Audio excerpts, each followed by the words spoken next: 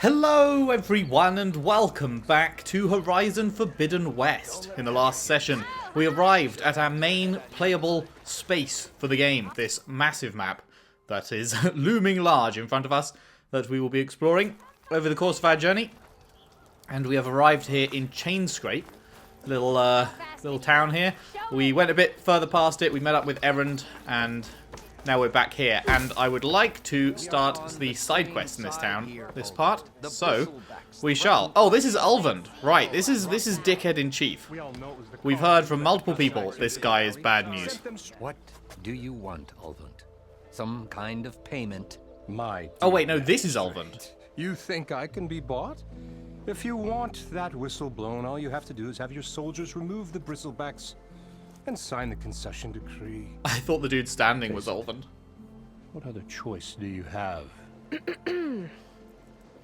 Hi. Savior, what auspicious timing. Might we discuss a matter of importance to the Sundom? We might. Later. Very well. I shall be waiting. So, the savior herself. Walloper of Derval, gutter of Hughes. Maybe. I've heard many tales of your beauty and heroics, my fierce lady warrior. Ulvund Freeholder, at your I've heard many tales of your dickheadery. So, what could have dragged you away from the fine silks and wine of Meridian to this smudge of a settlement?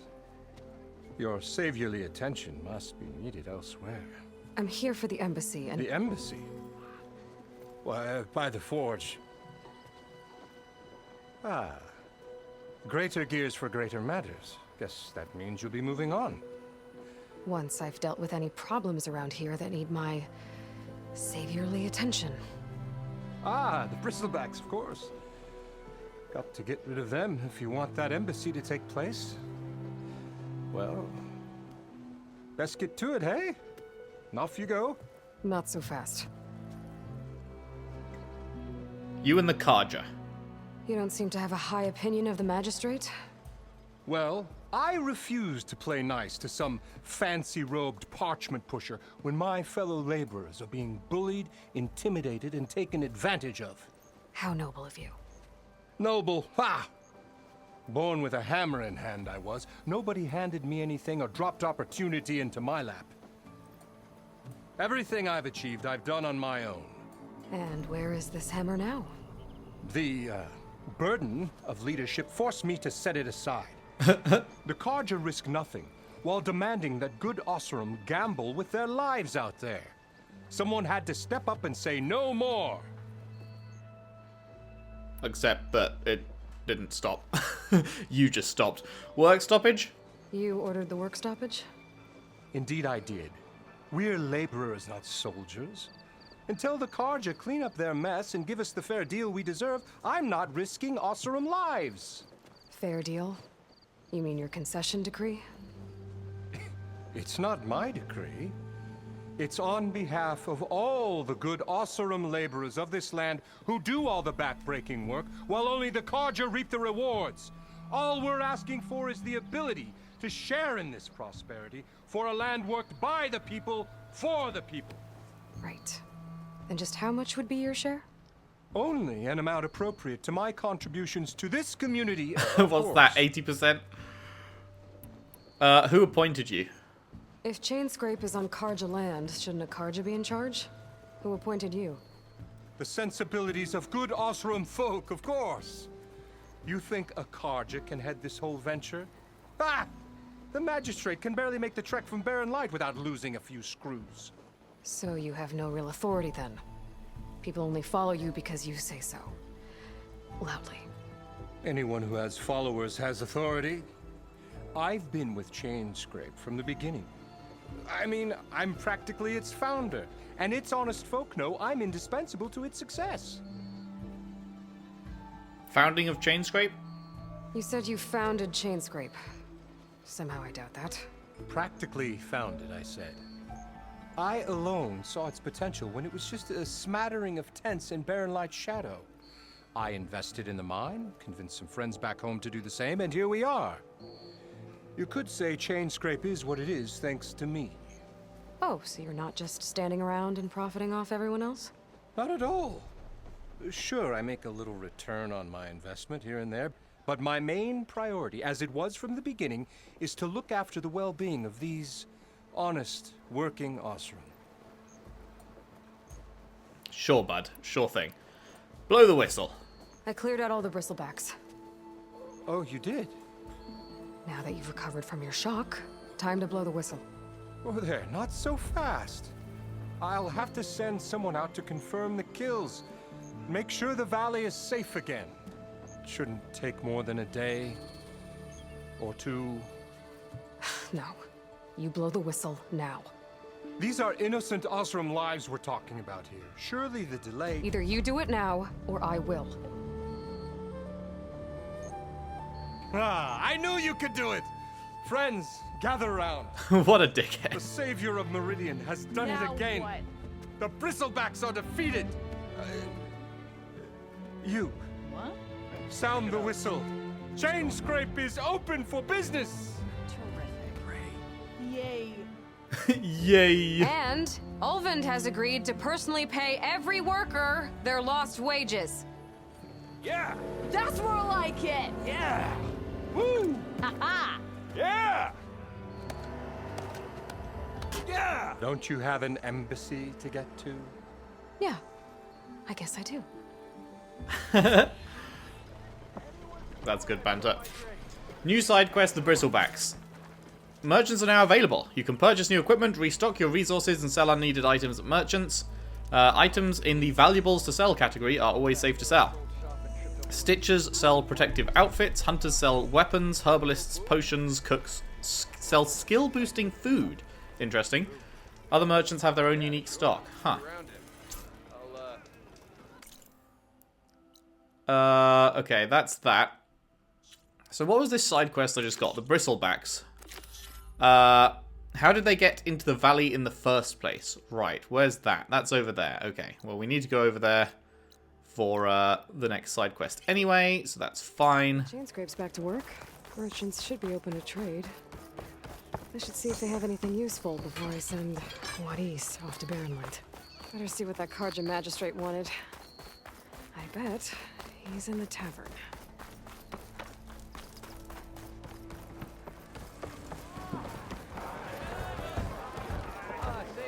God, this is bustling.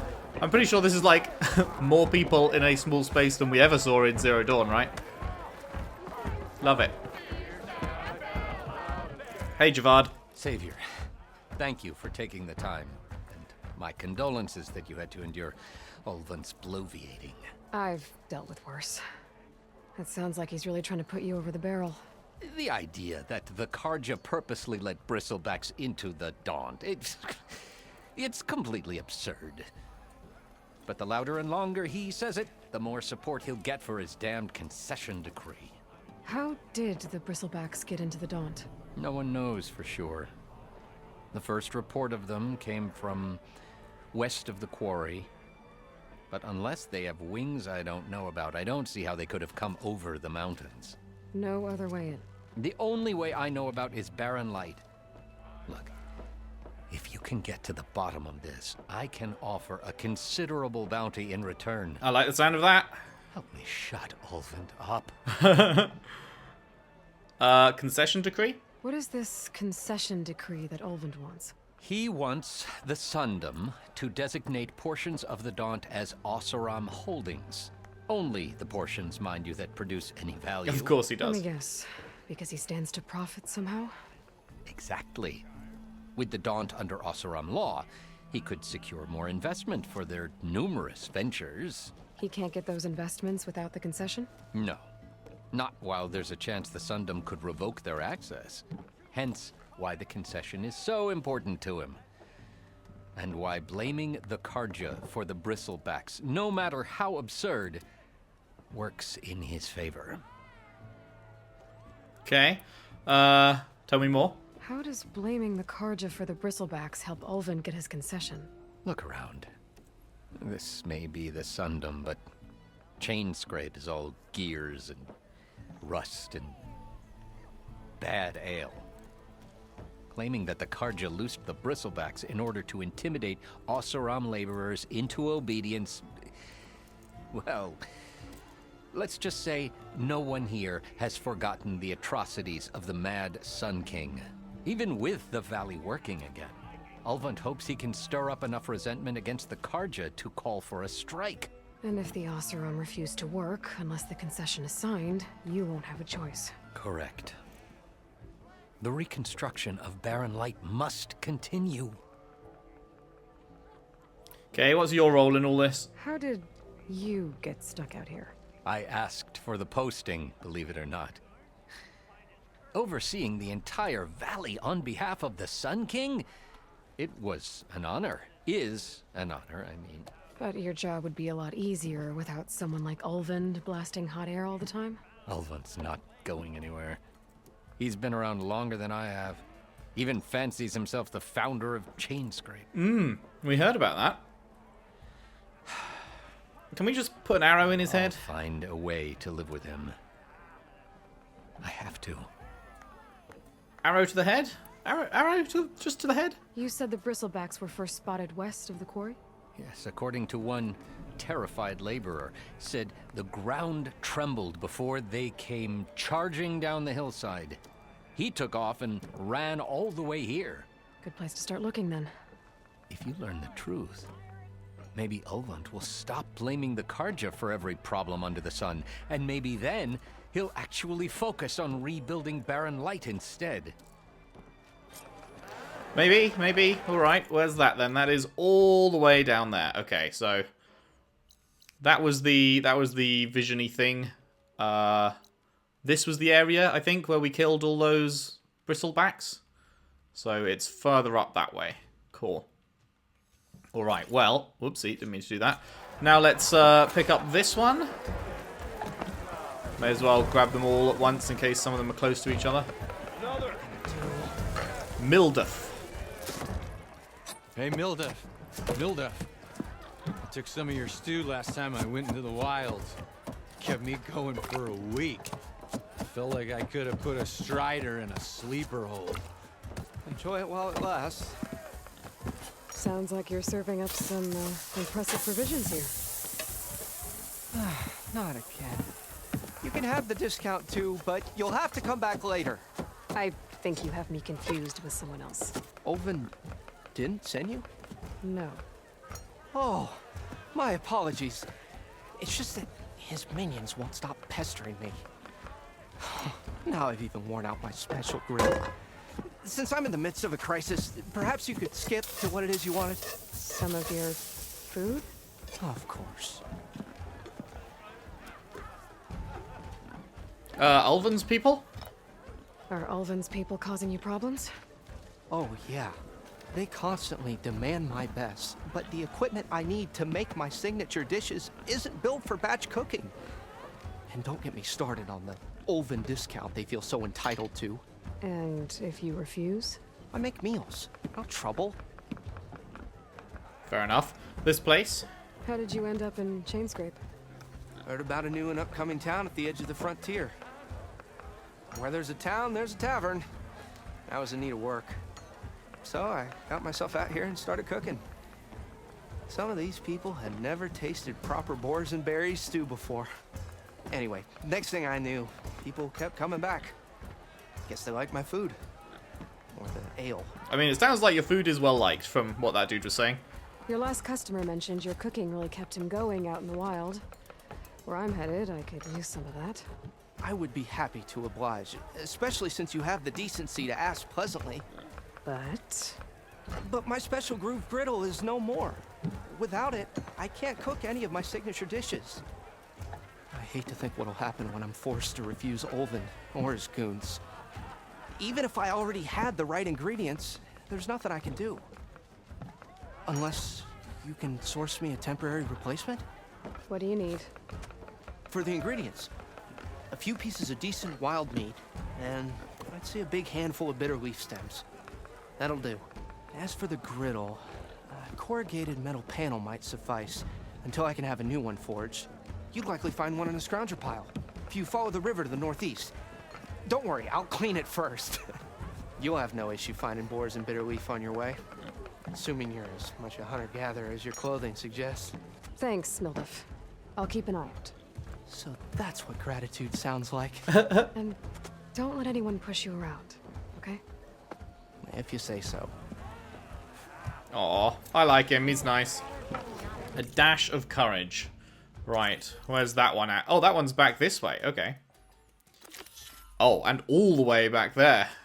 Interesting. Where did we start from? Did we start up there? And then we came down this way, I think?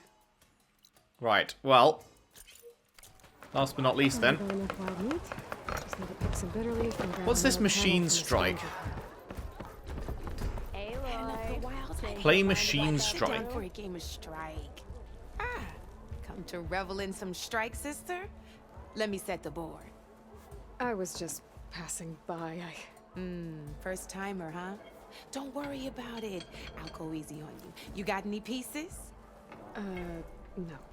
Well, aren't you in luck then? I got an extra set. A Tanakh original straight out of the Forbidden West. Sit. I'll run you through it in a hot spark. I'll give you something special if you win at all my boards, too. Alright. Is this an actual, like, little board game they've got? Oh god, what is this? Beginner's tutorial. Open glossary. Oh Christ. Oh Christ.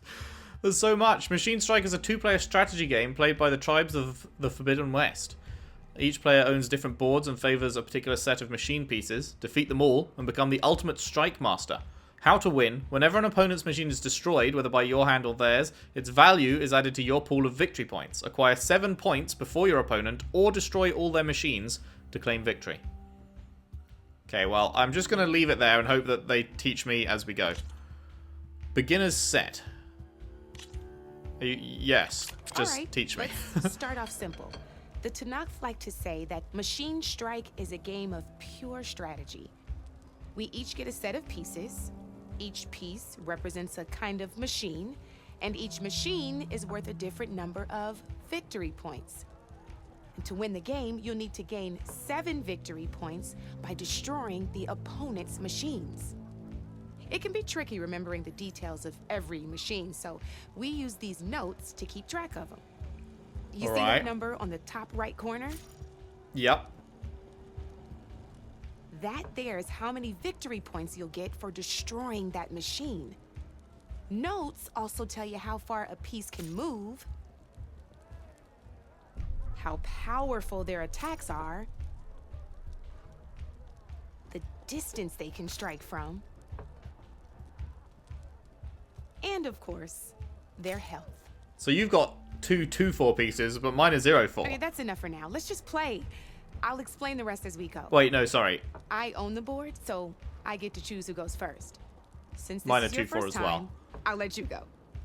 It's Usually you get to choose which pieces to set on the board, but this will do for now. It's showing different Pick information. up that machine piece to your right, and move it forward. It's showing different information, like, on the pieces directly. Like, on her pieces, it's 2-4, which is 2 attack, 4 health. But on my pieces, it's 0-4. The 4 health is the same, but the 0 isn't attack on my pieces. It's some kind of defense stat. But it does have 2 attack as well. Okay. And remember, each machine, take a look at your notes if you need a reminder. Easy enough, huh? Now, you get to move 2 machines each round, so go ahead and pick a second machine. Perfect. There's not much else to do for now, so just end your turn. You could rotate or overcharge. Fuck knows what that is, but let's just end turn. We're forging onwards. Let me move my pieces here. And we're back to you. This time, why don't you try attacking one of my pieces? Try with that machine on your right first. Now move the piece close enough to attack one of my machines. When performing an attack, you'll be testing your machine's combat power against the opponent's. A machine and its own attack power. This board only has grassland terrain, which has no effect on a machine's combat Oh power. god, the terrain matters And as well. your current machine has 2 points of attack power. So in total, your machine's combat power equals 2 points. Since my machine isn't the one attacking, it has 0 points of attack power. Ah, I And see, just okay. like your machine, it's not affected by It grassland changes depending terrain. on whose turn it is. So right now, the difference in combat power between the 2 machines is 2 points. This means your machine can do 2 points of damage to my machine. Did you get all that? Yep. Yes, let's keep going. Knew you were a smart one. Finish up by attacking my machine. Not pulling any punches, huh? Now grab that second machine of yours. See how your machine can't move close enough to attack mine? You can make your machine sprint. That lets it move 1 space further. Try it out. Okay. Downside to sprinting is that your machine can no longer attack. Now, some players like to take a risk and overcharge their machine in cases like this. Overcharging lets you attack after a sprint, but it will damage your machine's health by 2 points. So use at your own discretion. Let's try doing that now so you can see what I mean. Overcharge, attack. That's about it for your turn then.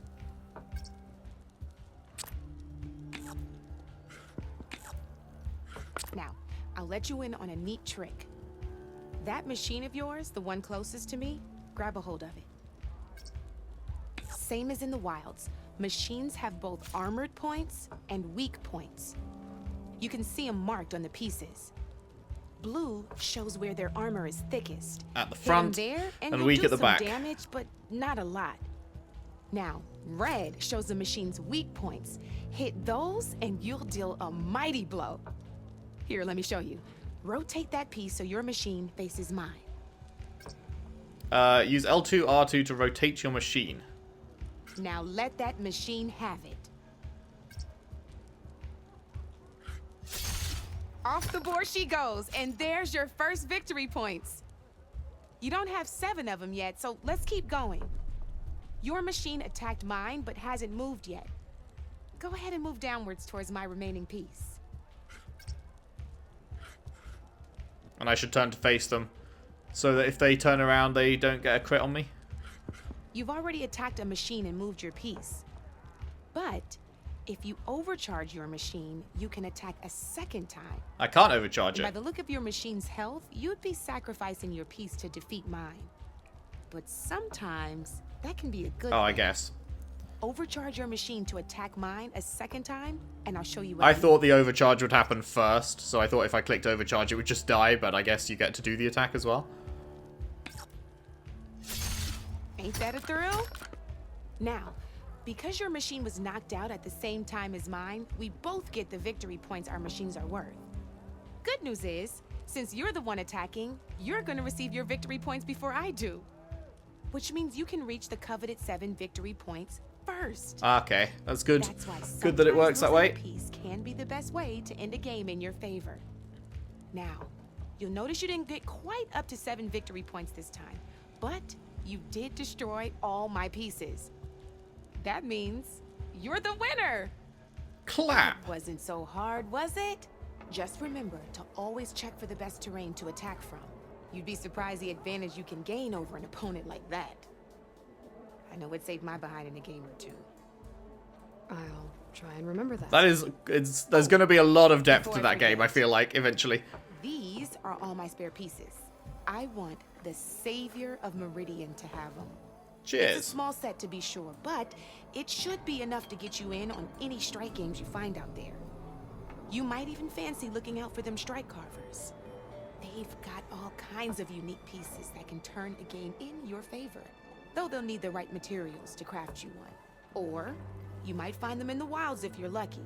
I know I've lost my fair share of pieces after a night of machine hunting or brew hopping. No need to thank me. Always a pleasure to help out new strike players. Now, if you feel like playing a real game, I've got plenty of other boards. I could even teach you a few more tricks if you're up for it. Thanks. I'll think about it. Tutorial completed. You're one step closer to mastering the game of Machine Strike. Oh my god. It goes from all grass to loads of different types of tiles and stuff. Wow. Okay, well, we will at some point do this. You know where to find me, Red. But I don't want to just like devote many entire videos to it, you know, so we will... Oh, hey, there's something to scan here. My eyebrows. A complaint form smudged with ash and filled with angry glyphs. Javad, please help. The product in question maimed me. I filled out the required form below, and I still can't even get a refund from Della and Boomer. I beg you give me justice. Jordert Guardsman, complainant. Description, Bangbuster, I think? Boombuster? Does it matter? I bought it 3 days ago. I know you remember me. Incident description. Again, I just told you. I was demonstrating this scorched out hammer to my fellow guardsman by slamming it on a piece of rock, and instead of booming the rock, it boomed towards me, and now I don't have eyebrows. Am I surprised? Am I sad? Nobody can tell since I no longer have eyebrows. So in case you weren't aware, let me tell you, I'm very unhappy and I want my shards back. Refund denied. Customer was made fully aware of the prototype's volatility at time of purchase, proceeded with purchase regardless, proclaiming I'm not a baby. Good banter. Good banter. Alright, we should probably read a character bio as well whilst we are here. Gaia. Gaia was the controlling intelligence of the Zero Dawn terraforming system, fully sentient and designed to care for and nurture life on a restored future Earth, Mother Nature as an AI. In 2064, when it became apparent that a glitch in a swarm of self-replicating Pharaoh war machines would exterminate all life on Earth, renowned technologist Elizabeth Sobeck proposed a radical solution. Since there was no way to stop the swarm from consuming the biosphere and wiping out humanity, she would develop a seed that would restore life in the distant future, Zero Dawn. Given unlimited funds by Pharaoh Automated Solutions and the US government, Sobeck and a band of engineers and scientists completed this goal in 16 months. Gaia was the heart of the system, programmed with genuine emotional responses, prompting her to care about life itself. She would coordinate the efforts of 9 different subordinate functions responsible for deactivating the war machines, purifying the seas and skies, restoring plant and animal life, and spawning a new generation of human beings. For the most part, the system worked as planned. Over the course of 1,000 years, the war machines were shut down and the biosphere was regrown. Plants, animals, and humans were brought back into the world. Much of this was accomplished through fully automated, animal-like terraforming machines, built from designs inspired by creatures from the past. But 2 pivotal things went wrong. Trying to avoid blame for the robot plague he inadvertently created, Ted Pharaoh purged Apollo, the subordinate function responsible for educating new generations of human beings. As a result, people birthed by the system were released into the wilds without any knowledge of humanity's history and quickly fragmented into primitive tribes. Then, approximately 20 years ago, a mysterious signal of unknown origin infected Hades, the subordinate function responsible for rebooting the system in the event of a non-viable biosphere. Suddenly endowed with malevolent consciousness, Hades seized control of the terraforming system, attempting to trigger another extinction. Gaia destroyed herself to prevent this from happening, but not before Hades and the other subordinate functions fled, embedding themselves in ancient computer systems throughout the land. Gaia's destruction wreaked havoc on the world. Terraforming machines, once docile, became hostile to humans, a plight called the derangement by tribes across the land. Even worse, in a misguided effort to reduce human predation on the terraforming system, the Hephaestus subordinate function began building deadly combat machines to attack tribal hunters. That was the Frozen Wilds DLC. And worst of all, Hades began a campaign to recruit human followers to reactivate ancient Pharaoh war machines, still trying to wipe out life on Earth. But Gaia knew her destruction would put Earth in peril, so right before she perished, she gave a final order, the birth of a clone of her creator, Elizabeth Sobeck. She hoped that one day, this clone would defeat Hades and help rebuild the fractured terraforming system. Raised as an outcast of the rustic Nora tribe, the clone grew up to become Aloy, the hero of our story.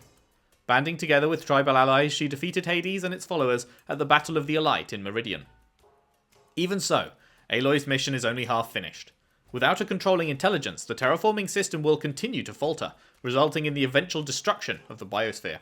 To prevent this from happening, Aloy must find a backup copy of Gaia somewhere among the ruins of the ancient world. It really does seem like they are going to go fully down the route of there is a backup of Gaia out there somewhere. Which, yeah, I don't know exactly how I feel about that. I feel like, I don't know, it feels like maybe a little bit like a cheat. Like, ah yes, Gaia destroyed herself and you're the only one who can fix it, but don't worry, there's another Gaia, you know? Like, I don't know. I feel like, but we'll see what they do with it. I'm sure they'll do it in an interesting way. Right, we will continue on with one of those per part. So, was there anything else to read in here? Doesn't look like it. Let's head out this way then, and pick up the final side quest in this town. Stealth power.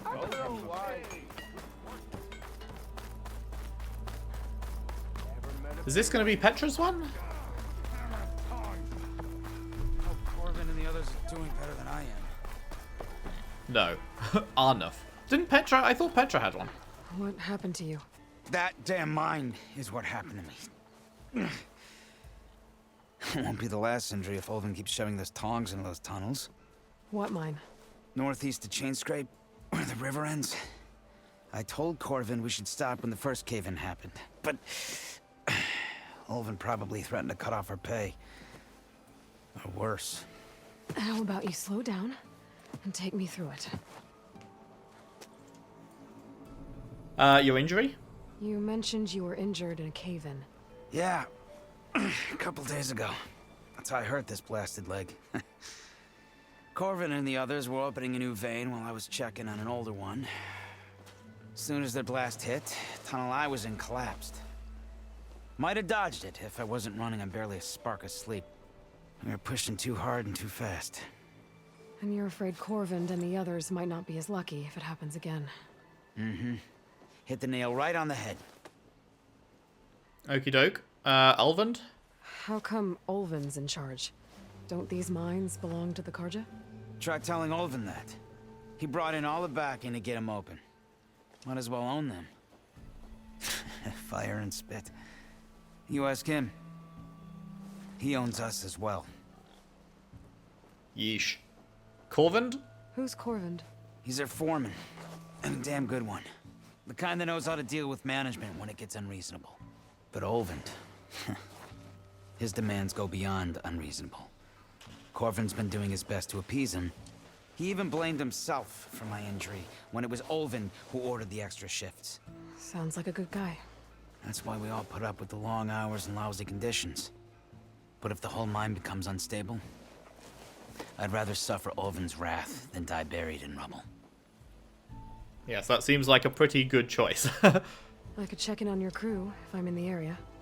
I would appreciate that. Thank you.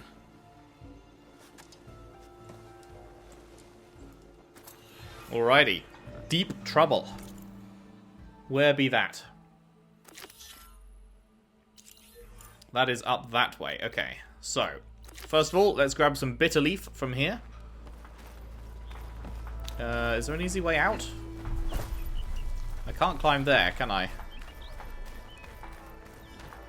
I don't think there is an easy way out. I don't think I can actually climb over this fence at all. Oh no, I can. Never mind, never mind, never mind. Spoke too soon. Okay, is it this stuff? Bitter leaf. Yeah. How much do I need? Just 3. Oh, I already have one. Well, ain't that just lovely jubbly? Okay, I think I have enough bitter leaf. Okay, the Scrounger site is that way. Is there anything else between me and it? I mean, let's go to that campfire. Ooh, what is that? Oh, that's the mine. Oh, nice. Okay, okay. Should we see what this is? I said I wasn't going to go check out question marks, but... Oh, wait, it's right up there? Okay, you know what? Never mind. That's going to take... That's going to be a while to get up to that. We can do that another point.